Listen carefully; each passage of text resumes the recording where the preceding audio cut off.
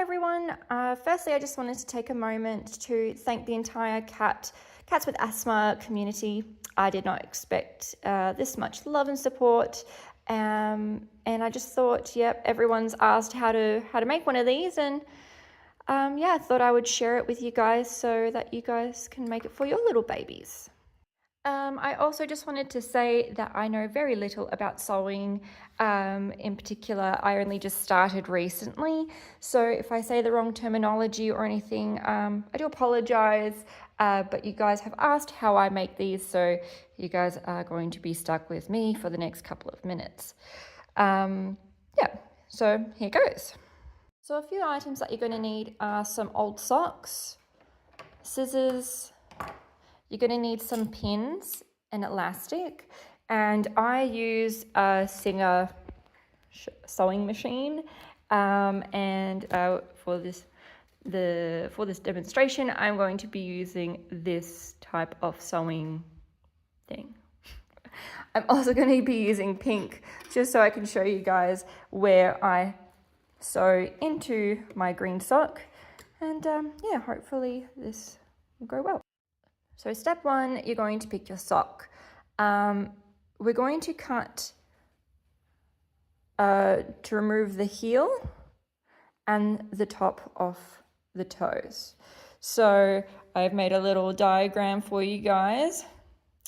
And this will sort of mean that you'll get two snoods per sock. So I've cut my sock into pieces now. You've got the toe part, and the heel, and you can see I've completely cut them apart. Next, you want to cut so that they are flat. It's the best way to sew, and we're going to work with the seams facing up. Okay, so we have the nice edge down. It's if you like things to be neat, you can also hem the edges down, so that way you've got a nice flat edge. I'll show you how that looks. So as you can see, I've folded it over, and I'm going to just sew it down so that way the edges are nice and flat.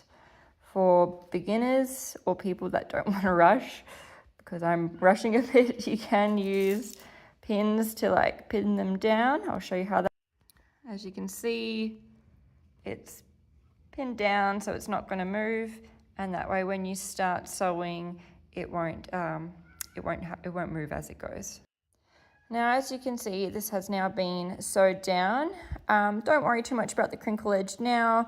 We're going to just work with just creating the same thing on each side. So more or less now we've sewed down the edges, and that's how it looks like on the other side.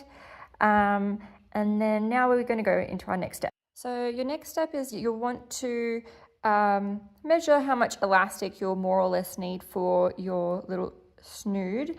The best way to do this is you want to make the elastic slightly smaller than this little hole here. All right. So let's, for example, say that. Okay. You can even make it smaller because it is elastic, it is going to stretch, and you do want it to be tight on the inside here to make that kind of concave cover. All right. So then once you've cut your bit off elastic, you can see mine's a lot smaller than my sock part, and that's okay because you want it to shrink down. The next part is you'll want to pin the top part of the elastic to the one corner. I think I've generally put about, 2 centimeters, 1 centimeter between the elastic and the edge, and I'll show you in a moment why. But firstly, I'll get you guys just to pin it up the top. As you can see, I've pinned it like so, and then we're just going to sew it on. Oop, completely missed. So just going to, a bit too fast, my bad, but let's blow that down. And then you're just going to go over it. Great. Sorry, as you can see, not very good. And then we're just going to more or less cut that off, just for the show. All right, so anyway, you can see that that's been sewed on. So the next step is sew the other part. So sewing the other part, you want to flip it over and you'll want to pin it down again. And as you can see, it's bunching, totally fine. Again, you're just going to sew that, just a little part just there, like so. So now you don't necessarily need the pin, which is nice. You can kind of have a bit more of a free roam with the fabric. And now is when you'll want to stretch it out and you'll want to sew it down, the elastic down like that. You can use the pins if you want to. I am going to go freehand because I'm a little bit more easygoing. And I'll see if I can prop up my camera and show you how it is.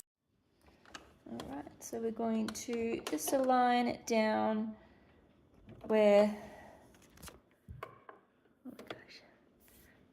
So we're going to align the needle so that way it goes onto the elastic, and then hopefully as you pull down and straighten it, it will also align. You won't be able to see the next part really easily, but I'll show you what I mean by stretching the fabric. I'm gonna do this other-handed. So stretch out the fabric, make it nice and straight, align it with the elastic. Again, I'm just holding it down because I like it better that way than having to remove pins, but each to their own. And then you just want to sew it down as it goes. Bleed the fabric. Make sure that it's on the elastic, the sewing needle. And then when you get to the end, just sew backwards. Okay. So you got that. Okay, it's nicely sewed in.